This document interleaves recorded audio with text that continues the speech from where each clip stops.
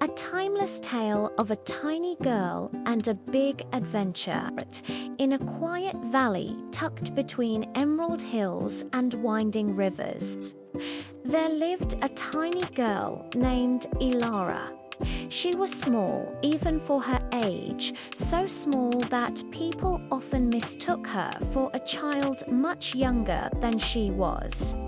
Her dresses were always a little too loose, her shoes always a little too big, and her voice so soft that it was often lost in the noise of the world. But what Ilara lacked in size, she carried in her heart in abundance. Every morning, before the village woke, Ilara would sit on the wooden steps of her family's cottage and watch the sun rise. As golden light spilled over the hills, she imagined places beyond the valley forests that whispered secrets, mountains that touched the sky, and roads that led to stories yet untold. Daydreaming again. The villagers would say with gentle smiles, "She's too small for big dreams," others whispered. Ilara heard them all. She always did. Yet she never stopped dreaming. Ilara's life was simple. She helped her mother sew clothes, fetched water from the well, and delivered bread to neighbors. Everyone expected her life to be as small as she was quiet, predictable, safe. But every night, as stars filled the sky, Ilara pressed her face to the window and wondered, is this all there is? Her grandmother, who had eyes full of stories and hands worn by time, noticed this restlessness. "The world doesn't measure courage by height," her grandmother once said, brushing Ilara's hair. "It measures it by heart." Those words stayed with Ilara like a hidden flame. One autumn evening, a storm unlike any other swept through the valley.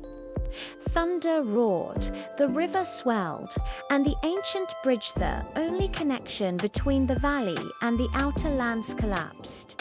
The next morning, panic filled the village. Without the bridge, supplies would not arrive. Medicine, seeds, tools, everything the valley depended on was now out of reach. The village council gathered. Strong men spoke. Wise elders debated, yet no one stepped forward.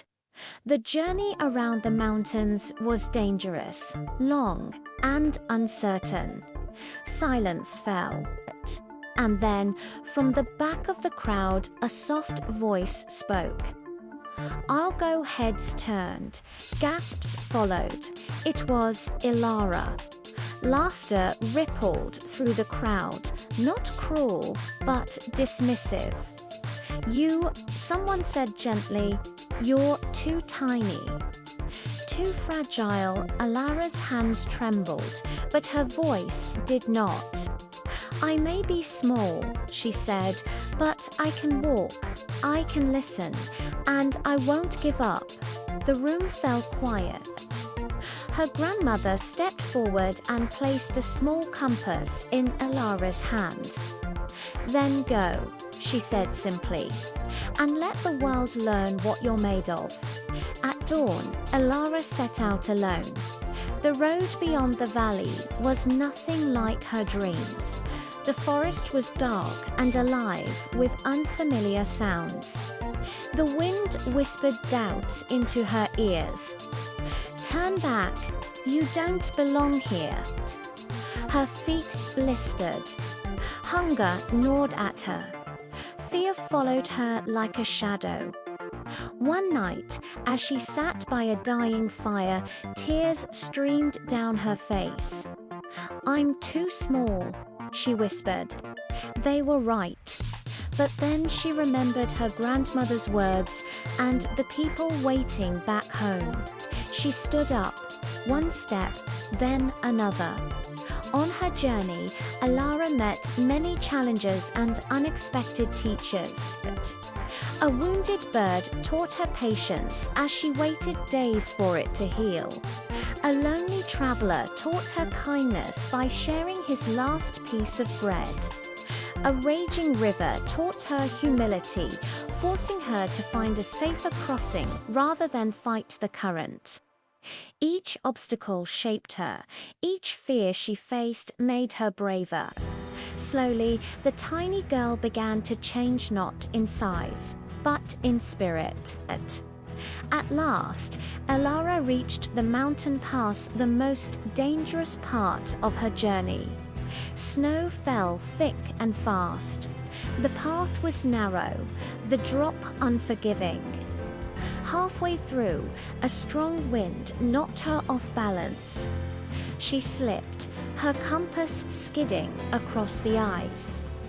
For a moment, everything seemed lost. Clinging to the rocks, her fingers numb, Alara closed her eyes.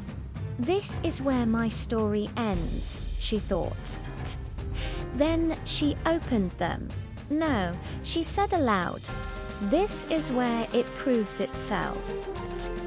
With slow, careful movements, she pulled herself up, step by step, breath by breath. When she finally crossed the pass, she fell to her knees, not in defeat, but in triumph.